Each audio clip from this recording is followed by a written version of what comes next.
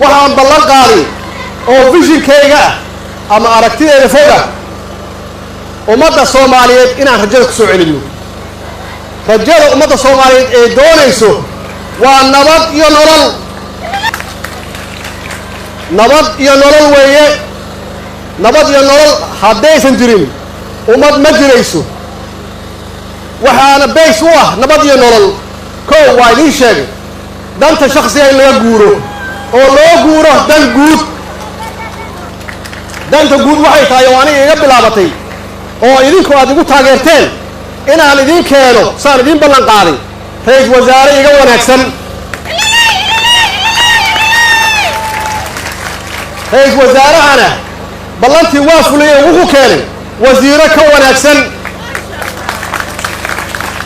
wasiiradana waxaa looga fadhiyaa bacdama 60 bari ay joogaan inay keenaan shaqaale ka wanaagsan ballantaas midii fuliyay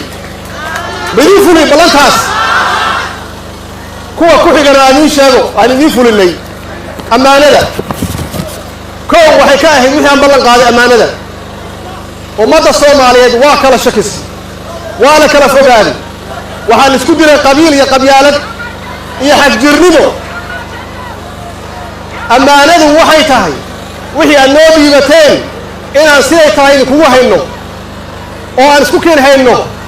oo wada jir iyo midnimada kugu shaqeyno wixii aad noo dhiibateenna si fiican kugu maamulno oo aan la dagaalamo musuqmaasuqa aysan jirin shakhsi kaligiis gaar u naaxa oo aad kulli nolol wada heshaan oo nimcada ilaahayna siiyay khayraadka dalkan leeyahay oo idin soo wada gaaro macquul ma ah mana aqbalayno waddankan barwaaqada ku jirta in wiil Soomaaliyeed gabar Soomaaliyeed ee gaajo ku seexdaan mana doonayno waana ka dagaalaynaa riboorka idin siiyay ra'iisul wasaaraha waa bilaaw waxaa idinkaga fadhiyaa idinka dulqaad yaa idinka rabaa iyo wada shaqayn inaad sii xoojisaan inta hadda aad naqasheen oo 60 casho ah waxaan idinka ballan qaadayna 4 sano ka bacdi inaan noqono dowladaha ka magacaaban Afrika hadduu Ilaahay yiraahdo waxaad maqasheen inaan la dagaalanay musuqmaasuq waa maqasheen waa bilaaw ma dhaw hawsheeda dalkan waxa meesha istaajiyeen arkaysaan waa musuqmaasuq marka arkaysaan argagixiso ama xajir waxaan naaxiyay waa musuqmaasuq markii loo diiday askarta forashii ku jirta oo kaneecada ku leeyahay mushaharkooda waa musuqmaasuq marka idinka mushaharadii la diiday ama shaqaalaha dawladda rayidka loo diiday mushaharadooda waa musuqmaasuq lacagta way jirtaa ay qof jeebkiisa aad waana joojinaynaa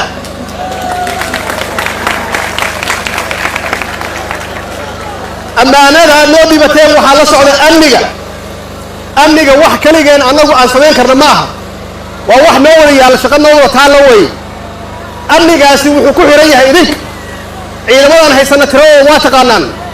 guri walba iyo geed walba ma istaagi karaan idinkaa la rabaa inaad u sheegtaan xogta meesha canigu ku jiro meesha qofka qarin dumiska uu ku jiro idinkaa la rabaa inaad soo sheegtaan amniga markaas laga rabaa inay gareeyaan oo ay qabtaan waxaan uga mahad celinayaa shalay magaalada xaafadda waa bari miinadii ninkii ku aasayay oo qof shakhsi ah oo reer waa bari uu soo sheegay haddii arrintaas ay badato qof walba uu magaaladan degan oo reer banaadir uu xil iska saaro oo uu sheego kuwa guryaha ugu jira oo sharwadayaasha ah waxaan idin sheegaynaa 6 bilood magaalada nabad inay noqonayso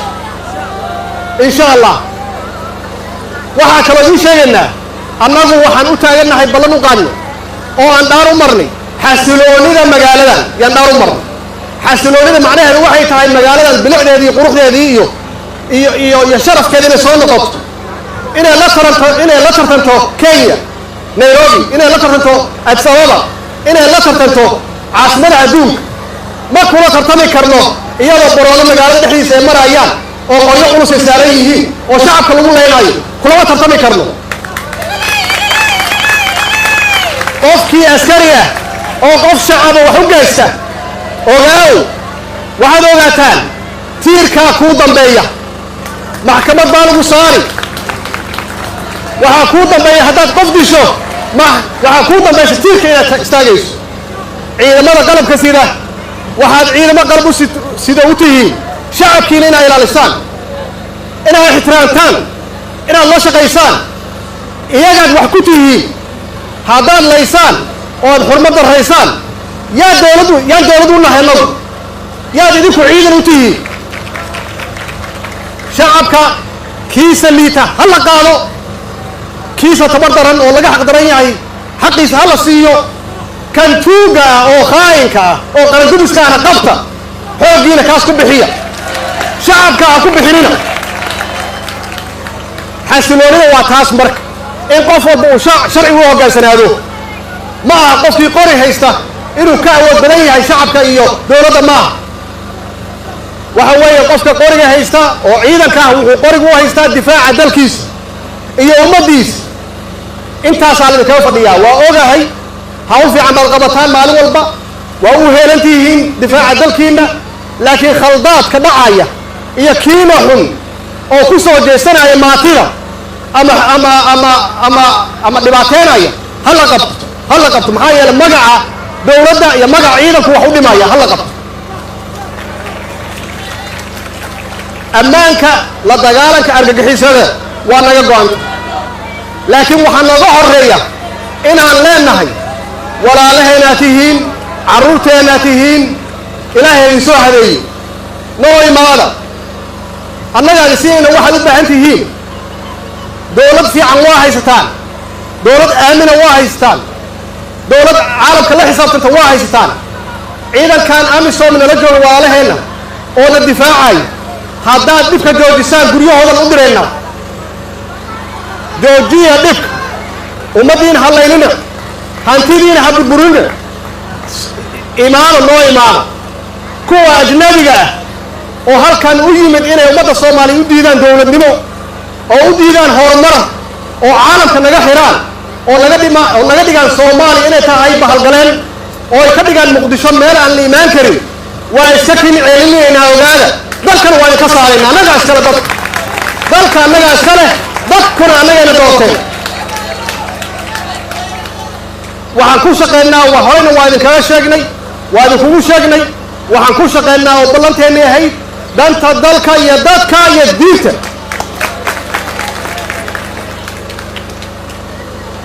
ciidanka qalabka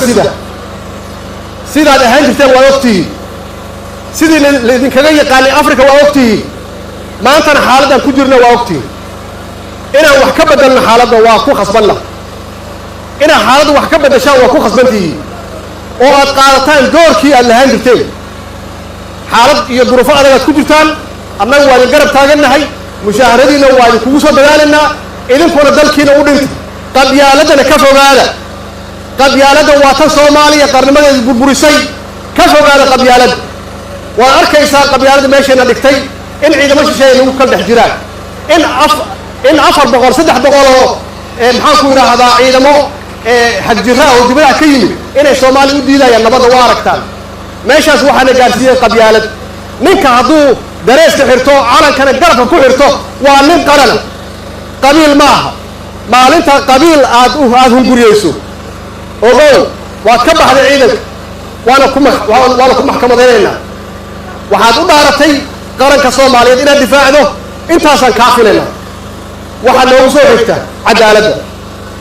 oo aan ballan idinkaga qaaday ammaano iyo amni waa hawl iswadata oo hadda aan wadno cadaaladda soo fiirsada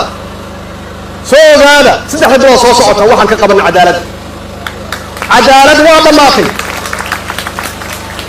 ummaddan soomaaliyeed oo dhibaataysan in xaqooda ay heli waayaan wax fiican maaha ragga odayaasha ah oo xaakimiinta ah waxaan idiin sheegaynaa haddii awal ay jireen inaad guryo xukuntaan 5 jeer oo isku rogtaan waktigeeda waa dhammaaday in hooyo ooyeysa ama qof xaqiisu u ooyaya aad dhibaataysaan waktigeeda waa dhammaaday cadaalad baa laydinka raba haddaad cadaalad keeni weydaan annagana ma madhashaan shacabka ma madhashaan dowladda ma madhashaan waxaad ku dambaynaysaana xabsi mar damba dhici mayso oo ana ballan qaaday oo dawladana ballan qaaday qof Soomaaliyeed intuu hortago maxkamad cadaalad darro lagu sameeyo hawshaasi waa waxyaabaha dalkan meesha uu taagan yahay gaarsiiyay oo Ilaahay noogu carooday oo aan adduunku wax uga hooseeno laba qof iyo saddex qof oo xun ka yeeli mayno inay magaceen isticmaalaan ummadda Soomaaliyeed ay duleeyaan ay dhibaato u geystaan oo ay xaq darro ku sameeyaan u adkaysan mayno waa idin la xisaabtamaynaa haddaan hawl fiican qabatidna oo cadaaladna annagana waan ku abaalmaraynaa aakhirana Ilaahay waan ku abaalmarinayaa jannad ku galaysaan haddaad dhibaato samaysaanna annagaan ku ciqaabayna aakhirana waa ku dambaysaa arrinta horumarka dhaqaalaha oo ku xiran cadaaladda markii aan ammaanada idin ilaalino oo amni keenno oo cadaalad idin keenno dhaqaalahu waa horumari ummadda Soomaaliyeed waxay u jihaysanaysaa barwaaqo iyo horumar iyo nolol waa igu ballan dhalinyarada Soomaaliyeed oo 70% ah oo shaqo la'aanta hayso 4 sano hadduu Ilaahay yiraahdo inaan ka shaqeeyo inay shaqo helaan maxaa yeelay waxaan ogahay qaacidada ama formula marka laga shaqeeyo amniga laga shaqeeyo ammaanada cadaaladda laga shaqeeyo qof walba waa noolaanaya xitaa annaga bixinayna welfare wax la yiraahdo macaawin annaga bixinayna maxaa yeelay wixii jeeb shakhsi aadi jiray annaga u hayna qofka curyaanka ah qofka maskiinka ah gabadha agoonta haysata ilmaha agoonta ah kulli annaga dawlad u ah ilaahina anugu nagu xisaabtamaya dhaqaaluhu waa horumaraya haddii dadweynow shacab weynow aad nagala shaqaysaan dawladda aad kala shaqaysaan cadaaladda haddaad nagala shaqaysaan amniga nagala shaqaysaan maxaa yeelay markii magaaladan amni ay noqoto waxaa loo imaanaya maalgelin yaa imaanaysa maxaa yeelay dalkani waa dal khayraad badan dhaqaaluhuna wuxuu ku istaagaa 3 arrimood yuu ku istaagaa dalku waa inuu khayraad leeyahay dabiici ah waa leenahay dalkeenu waa buuxaa labo waa in dalku maamul iyo shaqaalo fiican oo hufan oo xirfad yaqaanaa uu leeyahay marka saddexaadna dhaqaaluhu waa imaanaya oo labadaas dhaqaalaha ku xiga oo capital la yiraahdaa way naga go'an tahay annagu inaan la tartanno caalamka waa naga go'an tahay midnimada Soomaaliya waa muqaddas ummadda Soomaaliyeed meel kasta ay joogaan haddaysan u midoobin danahooda haddaysan dalkooda u midoobin haddaysan diintooda u midoobin caalamku way ka harayaan caalamka waxaan kula tartamaynaa annagoo mid ah annagoo wada jira yaa caalamka kula tartamaynaa caalamku wayna fiirinayaan sidaan wada shaqeyno shacabka iyo dawlad see wada shaqeeyaan haddii ay arkaan in aan nala dhex geli karin waa noo soo istaagayaan wax alla wixii aan ka rabnana waa nagala shaqeynayaan annagoo siman annagu cidna u daba istaagi mayno cidna u daba istaagi mayno annagoo wax qabsan karna cidna u daba istaagi mayno innagoo isku tashan karna annagu waa inaan isku tashanno taasna waxay ku imaanaysaa dawlad fiican iyo dad fiican oo wada shaqeyn leh yaa ku imaanaysaa caalamku waxay u sheegayaan ganacsatadooda marka inay Soomaaliya maalgashadaan maalinta Soomaaliya maalgashi u bilowdo oo dawlad nadiif ay joogto iyo shacab nidaamsan waxaan idin sheegaynaa Soomaaliya muddo 4 sano ah inay ka horumarayso dawladaha Afrika goolkeenu iyo visionkeenu waxa weeye 4 sano ka bacay inaan ka horumarno Afrika hadda yarsanna waa ka horumari karnaa waxay ku xiran tahay rabitaankeenna annagu ma rabnaa horta inaan dad Soomaaliyeed oo wax walba wadaag inaan nahay ma rabnaa inaan noqono dad Ilaahay ugu xamdi naqa inaan leenahay dal fiican inaan nahay hal dal inaan nahay hal diin Ilaahay muu xamdi naqi karnaa Ilaahay muu noqon karnaa haddaan intaas gaarno oo iscafino Soomaaliya waa istaagaysaa Soomaaliya ha noolaato Soomaaliya Ilaahay ha nooleeyo والسلام عليكم ورحمة الله وبركاته. مدن مدحوينه khudbadaadii maanta waa aad iyo aad aan ugu faraxsanahay haddana waxaan rajaynayaa inaad macnaha wax badan aad qabatay run ahaantii boqolka bari oo la soo dhaafay haddana waxaan ka rajaynayaa inaan hawshaada halkeedii ka sii wado hiil iyo hoon garabkaaga taagannahay haddii aan nahay haweenka Soomaaliyeed